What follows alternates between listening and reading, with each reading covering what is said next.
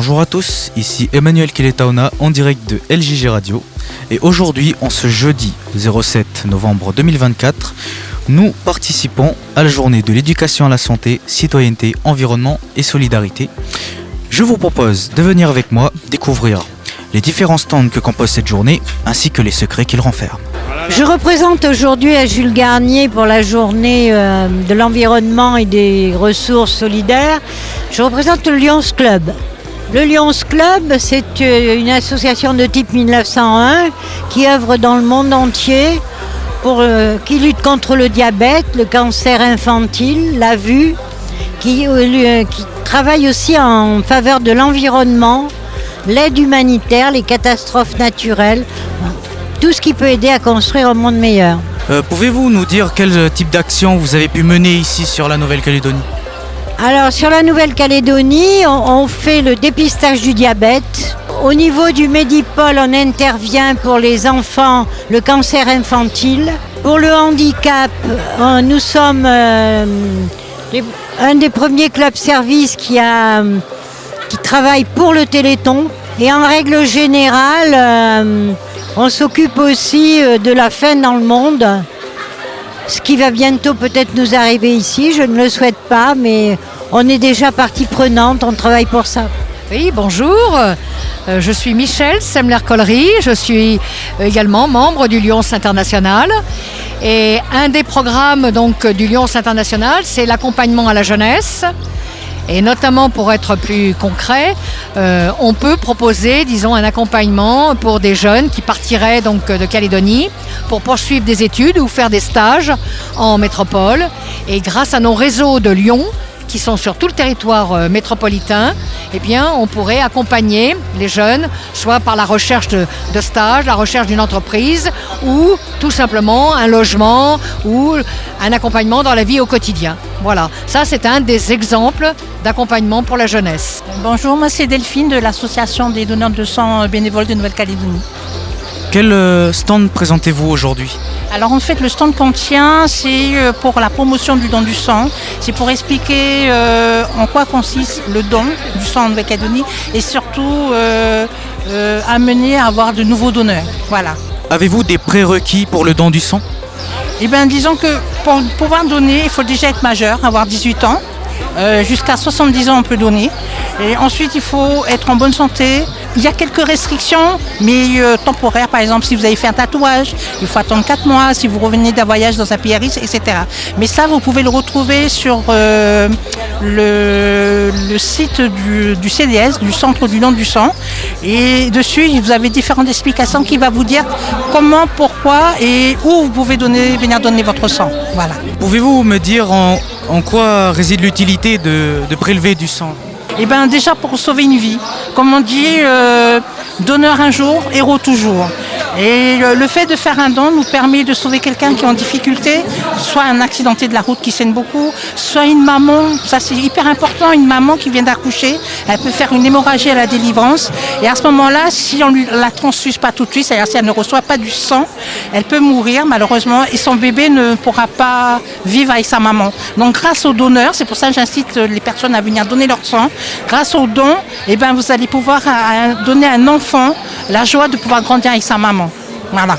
Alors je suis Marilina de l'association Dorcas et nous sommes une banque alimentaire qui existe depuis 14 ans déjà. Pouvez-vous me dire en quoi consiste le stand que vous tenez aujourd'hui ? Nous pourvoyons des sacs de nourriture aux personnes qui sont dans la précarité. Donc des gens qui ont perdu leur travail ou qui sont recommandés par une assistante sociale ou qui bénéficient d'une aide médicale. En 2023, comme les chiffres le disent, nous avons aidé 695 familles, soit au total à peu près 2780 personnes. Donc là, nous avons eu la crise, il y a eu le Covid en 2020, ensuite en 2022 il y a eu les fermetures des usines et de plus en plus nous avons de plus en plus de personnes qui sont dans le besoin. Là, nous sommes en octobre 2024, novembre, début novembre, et vous voyez, nous avons déjà aidé 665 familles, soit 2660 personnes. Et l'année n'est pas finie. Bonjour, je suis Xavier Gauthier du lycée Jules Garnier, référent EDD depuis une dizaine d'années. En quoi consiste cette journée ? C'est une journée dédiée donc à l'éducation, à la santé, à la citoyenneté et à l'environnement. Depuis, comme l'établissement est un établissement E3D, établissement en démarche de développement durable, depuis quasiment 10 ans maintenant, on traite toujours ces thématiques-là et tous les objectifs du développement durable d'une façon ou d'une autre. Parce que ça permet de faire évoluer le lycée, de sensibiliser les mentalités, d'éduquer et peut-être d'être un petit peu plus vertueux et meilleur dans nos actions au quotidien. Donc il y a tellement de partenaires, d'associations sur le territoire qui peuvent nous aider à mieux comprendre ce qu'il faut faire. Donc c'est bien de les inviter pour qu'on ait un chemin intéressant. Quel pourrait être l'aspect bénéfique pour le lycée Jules Garnier ? Il y a tellement de thématiques, on les travaille chaque année, ne serait-ce que sur la réduction des déchets, sur la propreté, sur la protection de l'environnement, biodiversité marine, biodiversité terrestre. On le fait avec nos 2 aires éducatives environnementales, les A2E. On a un arboretum de forêt sèche où on a des arbres, des spécimens présents dans cet arboretum. Donc c'est une protection pour l'avenir, c'est un conservatoire. Donc c'est plein de richesses pour Jules Garnier maintenant et pour dans quelques années, parce qu'on va les mettre notamment pour la forêt sèche, on va mettre les graines sous serre, on va produire nos propres plants et on va pouvoir les donner aux associations qui nous avaient fourni des plants auparavant pour replanter à l'extérieur, reconstituer la forêt sèche qui est diminuée de 95% par rapport à la forêt originelle. Donc voilà, plein de plans vertueux, on fait du miel, on sait que dès qu'on travaille sur de l'apiculture, les abeilles permettent de polliniser, de développer tous les fruits, tous les légumes aux alentours. Donc c'est quasiment 75% de notre assiette. Et bien plus si ça nourrit les animaux aussi. Enfin bref, donc on travaille aussi sur un plan pour mieux connaître un peu ce qui se passe autour de nous. On a aussi une zone agroforesterie pour apprendre à produire du vivrier autrement. On a la ressourcerie qui permet de travailler le solidaire. On a des panneaux photovoltaïques et une recharge photovoltaïque pour les véhicules électriques sur le parking pour travailler justement sur la maîtrise de l'énergie et limiter nos impacts. Parce qu'en Calédonie, on sait que c'est plutôt produit par du fioul lourd et donc des rejets de dioxyde de carbone dans l'atmosphère. Donc voilà, vraiment beaucoup de thématiques. La santé bien sûr, l'égalité filles-garçons au quotidien à Jules Garnier. Je peux en décliner. On peut décliner vraiment au sein du lycée quasiment les 17 objectifs du développement durable, puisque les partenariats on les a. Enfin voilà, on est bien présent. Maintenant, ça demande de l'implication de chacun et c'est pas facile de mêler ça avec les cours en parallèle. Je vous remercie. Alors bonjour, je m'appelle Émeline Hamon, je suis assistante de direction et responsable du pôle sensibilisation et formation pour l'association pour la surdité. Alors aujourd'hui, on vient présenter l'association pour la surdité et toutes les missions qu'on remplit. Donc que font les professionnels au sein de l'association, comment on accompagne le public sourd et qu'est-ce que c'est la surdité surtout ? Parce qu'il y a beaucoup de personnes qui ont des a priori, des idées reçues et donc on est là pour leur expliquer c'est quoi être sourd. Qu'est-ce que c'est être sourd ? Alors être sourd, ça dépend des gens parce qu'on peut naître sourd ou on peut le devenir. Et ça, c'est des choses qu'on essaye d'expliquer aux jeunes. On fait de la prévention justement, il faut faire très attention à ses oreilles parce qu'on peut naître entendant avec une très bonne audition et un jour, parce qu'on a écouté la musique trop fort, parce qu'on a été en coup de chasse avec la famille, on a été juste à côté du coup de fusil, choc sonore, surdité. Donc c'est très dommage pour vous. Est-ce qu'il pourrait y avoir des écarts sociétaux, on va dire, pour les personnes qui sont touchées de surdité ? Alors oui, justement, c'est une des missions qu'on essaye de remplir au sein de l'APS, de promouvoir l'inclusion vraiment des personnes sourdes et de faire valoir leurs droits. Parce que c'est un handicap qui est invisible et qu'on oublie très souvent. Donc tout bêtement, dans un établissement public, il y a une alarme incendie parce qu'il y a le feu, elle est sonore. Comment fait une personne sourde ? Et du coup, nous, on va voir ces entreprises-là pour leur dire il faut mettre des alarmes visuelles, il faut avoir un tuteur au sein de l'entreprise au moment où l'alarme se déclenche pour aller chercher la personne sourde, lui dire il y a le feu et donc la faire sortir avec toute l'équipe. C'est le genre de choses qu'on fait aussi au sein de l'association. Donc je vais vous demander de vous présenter s'il vous plaît. Bonjour, donc je suis Carole Bernard et je dirige le CIE, Centre d'initiation à l'environnement de Nouvelle-Calédonie. Et quel stand nous présentez-vous aujourd'hui ? Alors nous, aujourd'hui, on a un stand sur les aires marines protégées. On essaye d'expliquer quels sont les intérêts et peut-être les inconvénients des aires marines protégées. Et évidemment, il y a plus d'intérêts que d'inconvénients et on utilise différents outils. On a un escape game qui permet de comprendre le rôle des océans et pourquoi les rôles des océans et pourquoi il faut les protéger. On a des images FIP où on va avoir des images qui bougent quand on se déplace pour comprendre si on protège, comment seront les océans et si on ne protège pas, quelles vont être les conséquences et des fois irréversibles sur l'environnement et derrière sur notre santé, sur nous. On a aussi une grande bâche qui présente une aire marine protégée spécifique à la Nouvelle-Calédonie qui est le parc naturel de la mer de Corail.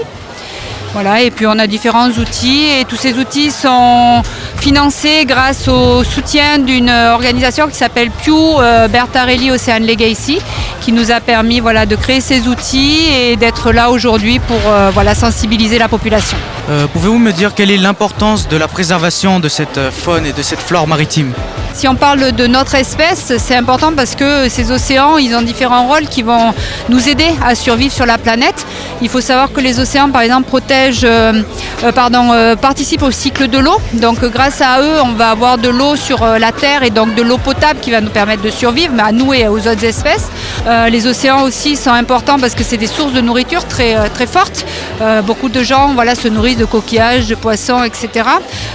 Donc c'est des sources de nourriture et c'est aussi dans les océans qu'on va pouvoir s'inspirer pour créer des objets du quotidien comme les combinaisons de plongée qui sont plus efficaces ou des objets qui vont permettre de soigner plus efficacement les gens. Et puis également, ces océans, ils vont avoir un rôle très important dans la régulation du climat.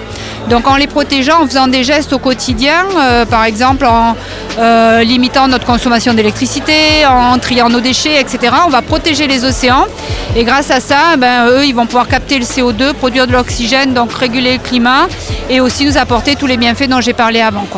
Donc voilà, donc l'idée ici de nos activités, c'est de comprendre comment nous, en tant que citoyens de la planète, on peut s'inspirer de ce qu'il y a dans la nature et surtout essayer d'être de meilleurs citoyens pour protéger l'environnement, pour nous, pour notre santé, mais aussi pour toutes les autres espèces avec qui on doit vivre en équilibre en fait. Je m'appelle Vincent Cornuet et je suis bénévole pour l'association Symbiose. Et quel stand présentez-vous aujourd'hui ? Alors aujourd'hui, notre association a 2 stands. On a un stand sur la maîtrise de l'énergie et l'avenir de notre océan. Je vois que vous tenez un stand qui se nomme Scalaire. Pouvez-vous me présenter brièvement ce que c'est ? Oui, alors l'association Scalaire, elle a pour mission de faire l'analyse de la qualité de l'air. C'est-à-dire qu'ils analysent les différents polluants de l'atmosphère en continu et d'informer le public grâce à son site internet. Pour le stand Scalaire, on a ciblé, il y a de nombreux polluants qui sont étudiés en Calédonie et on a ciblé nos ateliers sur les particules fines. C'est ces petites poussières qui sont invisibles à l'œil nu et qui peuvent causer des dégâts dans notre organisme, surtout chez les personnes sensibles. Alors par exemple, on a un microscope sous lequel on peut observer ces particules fines et comparer leur taille qui est vraiment minime par rapport à la taille d'un cheveu qu'on peut voir aussi sur le microscope. On a encore un autre atelier qui permet de comprendre ce que ressentent les asthmatiques. On a un petit appareil qui permet de mesurer le débit d'air instantané et on peut diminuer le diamètre de cet appareil pour prendre conscience de la réduction qu'impose l'asthme en période de crise lorsque donc on a une réduction du diamètre qui limite la quantité d'air que peut respirer un asthmatique. Alors bonjour, je suis Namwara Doriane, membre de l'Union des femmes francophones d'Océanie de Nouvelle-Calédonie. Alors nous, on a le stand de l'UFO-NC, donc c'est une association qui milite pour la promotion de la condition féminine et la lutte contre les discriminations et les violences faites aux femmes. Donc on a voulu participer aujourd'hui pour partager notre travail et puis pour aussi sensibiliser la jeunesse à la lutte pour les droits des femmes. L'association est présente dans le pays et officiellement dans le pays depuis 2013. Mais les femmes qui la composent ont milité déjà pour la parité dans les années 2010, la parité au Congrès. La stratégie de UFO aussi, et peut-être l'avantage, c'est qu'on a essayé de s'intégrer aussi au niveau régional. Donc on a intégré depuis 2019 le Pacific Feminist Forum, qui est un rassemblement d'associations féministes qui a à peu près 150 organisations dans le Pacifique. Il faut former aussi les institutions à tout ça. On se retrouve dans une société où même les institutions ne sont pas formées au mécanisme de la violence contre les femmes.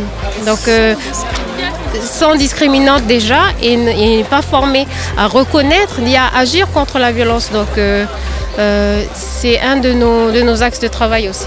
Alors je m'appelle Betty Bollier, je suis intervenante à Déclic, qui est donc un service de l'Agence sanitaire et sociale sur le service addictologie. Très bien. Et quel stand nous présentez-vous aujourd'hui ? Alors aujourd'hui, on est venu avec différents tests, que ce soit le test du monoxyde de carbone, que ce soit les tests pour calculer sa dépendance au tabac, calculer sa motivation à réduire ou à arrêter le tabac. Et on a choisi ces outils-là puisqu'on est sur le mois de novembre sans tabac actuellement. Donc l'Agence sanitaire et sociale, le service addictologie a mis en place, c'est donc la 5e année, c'est mis en place où on propose aux Calédoniens, jeunes et moins jeunes, de faire le défi pendant un mois d'arrêter le tabac. Au cours des 12 derniers mois, au cours de cette année, est-ce que tu as arrêté de consommer, arrêté de fumer ? 7 sur 10 ont répondu que oui. Donc on voit qu'il y a un désir d'arrêter de fumer. Donc tout l'intérêt de se dire comment nous on peut être là pour accompagner avec différents outils, avec par exemple le service Déclic qui propose des consultations gratuites et confidentielles sur tout le territoire pour réfléchir à sa consommation et réfléchir individuellement aux stratégies pour arrêter de fumer. Nous vous remercions. Bonjour, moi je m'appelle Maëva et je suis intervenante pour le CP2S. Le CP2S, c'est le comité pour la promotion de la santé sexuelle. C'est un comité qui existe depuis très longtemps, une association qui a plus de 30 ans, et on intervient dans tous les collèges et les lycées, sur la Grande Terre, dans les îles, pour parler vraiment de vie relationnelle, de vie affective et de vie sexuelle. Et donc le stand que vous tenez actuellement va nous parler de quoi très concrètement ? Alors aujourd'hui, pour le forum, on était venu sous forme de quiz. On avait différents quiz à pratiquer. On a un quiz sur le consentement, un quiz sur les IST et un quiz sur la contraception. Ce sont des sujets qui sont très intéressants, que l'on aborde bien évidemment avec les lycéens et les collégiens lors de nos interventions classiques. Mais c'est vrai que ces forums permettent d'aborder un petit peu différemment la santé sexuelle, la vie affective et sous forme de quiz avec des petits stylos à gagner, des récompenses. On a aussi un petit jeu qui est le chrono capote. Le test, ça va être de mettre un préservatif masculin sur un pénis en plastique, mais de le mettre sans voir. Donc en fait, on insère juste nos mains dans une boîte et on se rend compte, est-ce que c'est facile ou pas, sans y voir, de pouvoir mettre un préservatif correctement. Est-ce qu'il est bien mis ou non ? Et concernant les IST et les MST, pouvez-vous nous en dire plus, s'il vous plaît ? Oui, bien sûr. Je peux vous dire que les IST, on le voit dans nos quiz et le but de nos interventions, ils sont très présentes sur notre territoire. Ils touchent quand même 1 jeune sur 5 en Calédonie. Les IST, c'est une grande famille d'infections que l'on peut contracter lors de rapports sexuels, de tout rapport sexuel de façon générale. Il y a les plus connus comme le sida, comme la syphilis, comme les hépatites, mais il y en a aussi des moins connus comme les chlamydia, les gonocoques. Toutes ces IST, l'inconvénient, c'est qu'on peut les contracter lors de rapports et elles sont pas forcément symptomatiques. On dit qu'elles sont asymptomatiques, c'est-à-dire qu'on n'a pas de signes. On se comporte très bien dans notre vie de tous les jours, on n'est pas malade. Par contre, une fois qu'elles sont en nous, si on ne les traite pas, on ne va pas en guérir tout seul. Donc c'est vraiment pour ça qu'on est là aujourd'hui, c'est de venir en discuter, de venir en parler et surtout de venir expliquer que le seul moyen de se protéger de ces infections, c'est l'utilisation de préservatifs. Merci beaucoup. Oui, je m'appelle Dominique et je suis bénévole à la Croix-Rouge. Alors aujourd'hui, en fait, on a fait avec CP2S, on fait un travail sur la précarité menstruelle Donc CP2SS fait une information sur tout ce qui concerne la sexualité. Et nous, on fabrique des serviettes hygiéniques recyclables et lavables pour que les filles n'aient pas à consommer beaucoup de serviettes, qu'elles jettent après et qu'elles puissent surtout faire des économies aussi. La Croix-Rouge, qu'est-ce que c'est ? La Croix-Rouge, c'est une grosse association qui a plusieurs départements et nous, on est sur le département tri et recyclage. On transforme des vêtements qu'on a qui sont en mauvais état, qu'on nous a donnés qui sont en mauvais état pour en faire autre chose. D'où les serviettes, voilà, par exemple. Mais autrement, il y a d'autres choses à la Croix-Rouge. La lutte contre l'illettrisme, du secourisme, du français langue étrangère. Enfin, il y a plein d'autres domaines. Voilà. Avez-vous des objectifs particuliers pour cette année ou pour les années à venir ? Essayer de faire comprendre aux gens qu'il faut consommer autrement, s'habiller en seconde main, essayer de protéger, ça permet de protéger l'environnement beaucoup plus que de consommer et de jeter après. Voilà. Et c'est ainsi que se clôture la journée du CESCE, ici au lycée Jules Garnier. Merci de votre écoute.